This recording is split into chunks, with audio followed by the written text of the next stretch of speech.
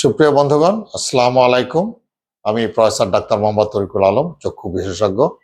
উপস্থিত হলাম আপনাদের সঙ্গে চোখের ছানি রোগের চিকিৎসায় অপারেশনের পরে আমাদের কি করণীয় বা নিয়ম কানুন সেগুলোর বিষয়ে কিছু আলোচনা করার জন্য।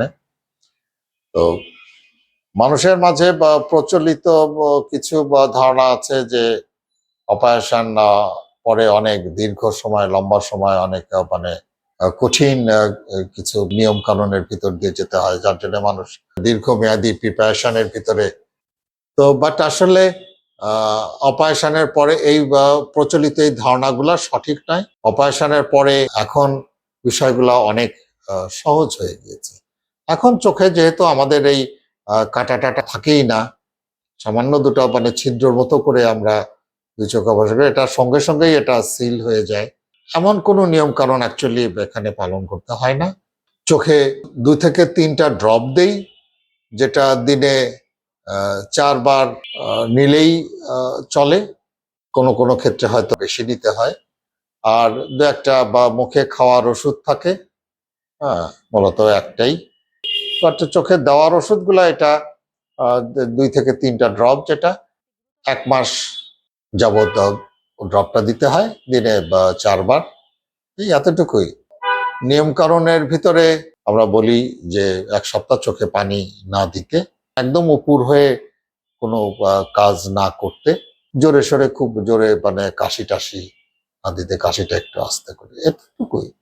মানুষ চাইলে 2 থেকে 3 দিন পরেই সে তার কাজে ফিরে যেতে পারে। 2 দিন পর থেকেই সে বাইরে হাঁটাহাঁটি বা কাজ করায় সে ফিরে যেতে পারে। আর 1 সপ্তাহ তো যথেষ্ট সময়। 1 সপ্তাহ পরে সে সম্পূর্ণ তার স্বাভাবিক কাজকর্মে ফিরে যেতে পারে। এতটুকুই। এমন খুব কঠিন কোনো নিয়ম কানুন না। যাদের ভিতরে এই ভীতিটা কাজ করে, ভয় পাবার কোনো কারণ নেই। খুব দ্রুতই অপারেশনের পরে আরোগ্য লাভ করা যায়, পুনর্বাসন হয়।